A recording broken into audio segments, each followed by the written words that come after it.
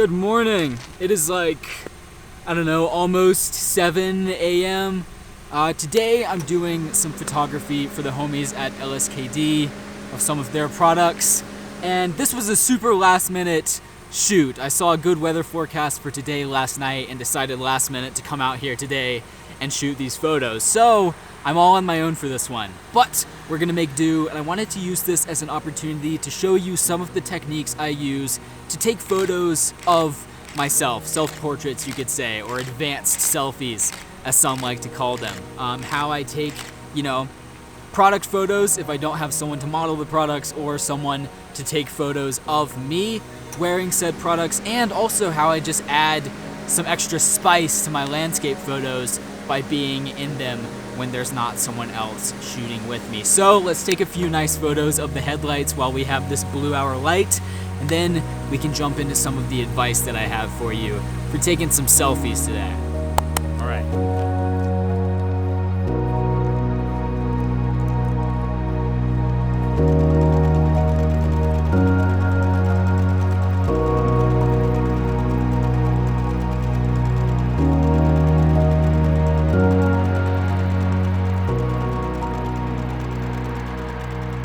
But first, I want to briefly talk to you about basically my secret weapon for taking self-portraits, which is this little guy. This is an intervalometer, and it basically just tells your camera to take photos at given intervals. So what I did was I set this up, plugged it into my camera, and told it to take a photo every 3 seconds. And that gives you way more flexibility to go for different poses in front of the camera and move to different parts of the frame much faster than just, setting up a 10-second self-timer, getting in the shot, photos taken, go check it, revise, edit, and repeat, and you just go back and forth between in front of the camera, behind the camera, in front of the camera, behind the camera constantly. Depending on what camera you're using, you might actually have one of these built in. For example, if you're using a Panasonic camera, those cameras have really good built-in intervalometers, so you really don't even need one of these if you're shooting on the right camera.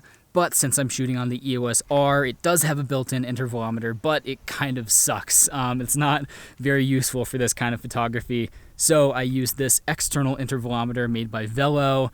Basically just plugs into the side of the camera, tells it what to do. This little guy, as well as the rest of the gear that I use to make this video, will of course be linked in the description. But that being said, let's head on, try and find another overlook, try and get away from these loud-ass birds.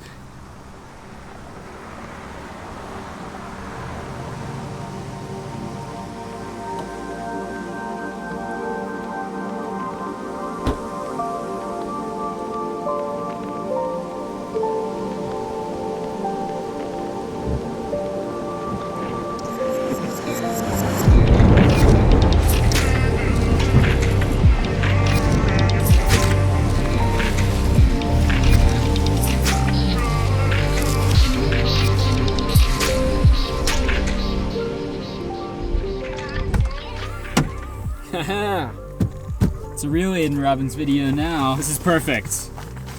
I knew the forecast was supposed to be rainy today, that's why I came here, but with that sunrise I was starting to doubt it. But looks like it's actually coming through for us today.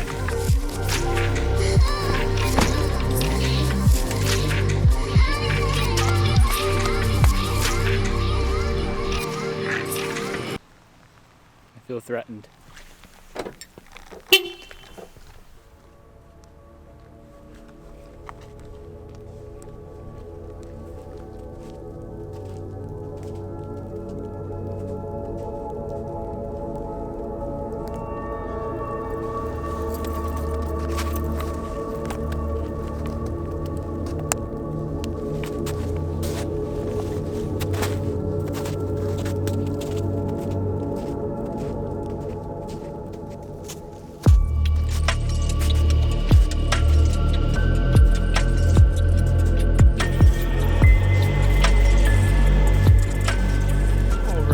So I just finished up another round of photos with this lovely wintry backdrop behind us, which brings me to my second piece of advice for you, which is to shoot wide. Of course, there are no actual rules here. It's not mandatory that you shoot with a wide lens. You can shoot with a telephoto lens. I was taking a couple photos on the 85 earlier, but for the most part, I've been back and forth between 14 and 20 millimeters, keeping it nice and wide. And the reason for that is that using a wide angle lens gives you a lot more flexibility in terms of focus and framing. You are more likely to be in focus and more likely to be in the frame, which is very important because you're not actively looking through the viewfinder, pressing the shutter down to make sure it's in focus.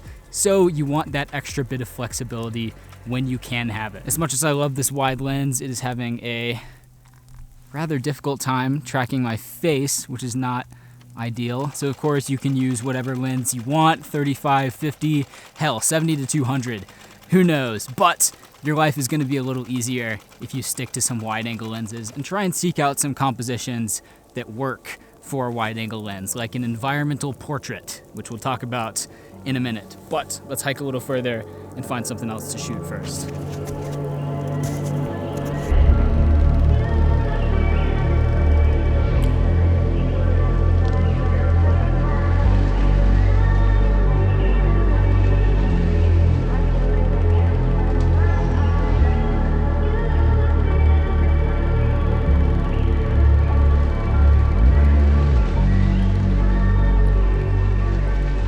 So environmental portraiture is basically exactly what it sounds like. It's taking portrait photos that heavily incorporate and emphasize the environment and the landscape around the subject rather than just focusing on the subject itself. It's definitely my favorite style of photography overall, but it's also a very advantageous style of photography to go for when you're taking self-portraits because it shifts the pressure less from you being in front of the camera to more you being behind the camera, if that makes sense. Let me explain. Because the shot emphasizes the environment around you, there's a lot more that you can do when you're setting up the shot to dictate how it's going to come out in the final photo. There's a lot more that you can just set up front, getting the composition so you have the right fern in the foreground and so you have the background looking nice, and then your job is just to go out there and be a little speck in the frame. It shifts a lot of pressure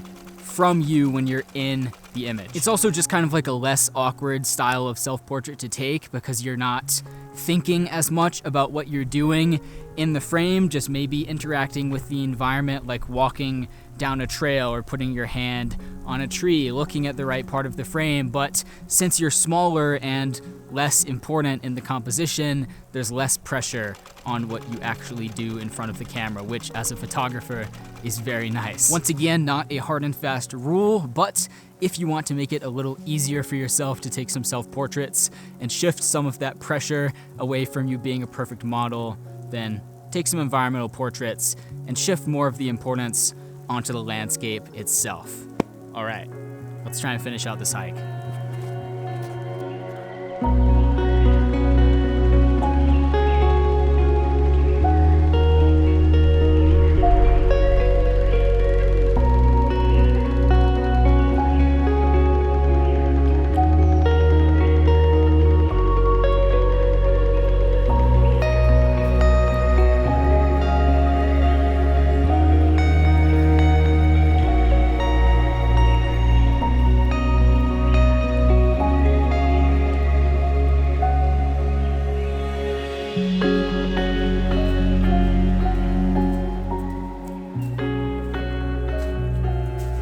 So, I made it to the summit, but as you can see, there's not much of a view, so I'm not sure quite what to do. Screw it.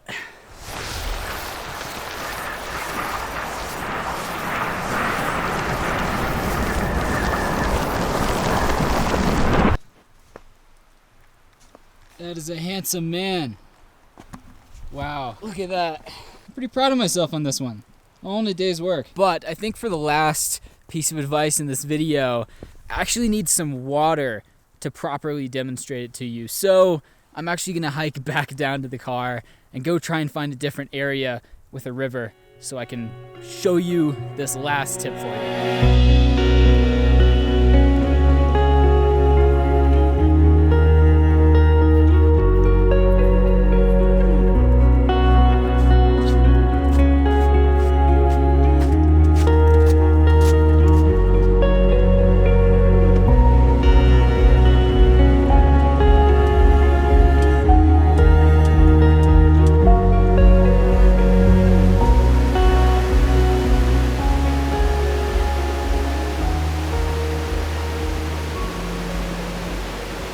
might recognize this spot from my most recent film a few weeks ago. It's not looking nearly as snowy and epic right now as it was then, but we're still gonna make do. And I wanted to find a location with running water, flowing water, to demonstrate this final point, which is to try and embrace the fact that you're using a tripod. I think most of us don't usually take photos with a tripod. We usually go in handheld, and it can be a little inconvenient and cumbersome to be using a tripod to take photos. But I think if you want to take a great self-portrait, you need to try and embrace this kind of format and the unique opportunities you have when you're using a tripod. So what I'm gonna do here is take a super basic photo just walking down this bridge, and then I'm gonna shoot it with a slow shutter speed and composite 2 shots together. So I'm walking through, I look normal, but then the water underneath me is all flowy and long exposure and silky smooth. You get what I mean. Also, in addition to the loud water right next to me, I think the rain today finally cracked my microphone that I've been using for a while now. So that's why the audio sucks right now.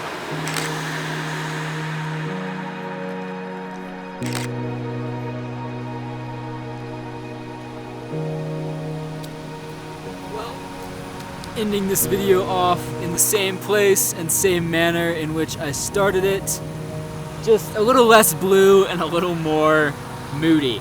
I don't think I've ever really mentioned this on the YouTube channel, but I made a filter on Instagram that you can use on your Instagram stories.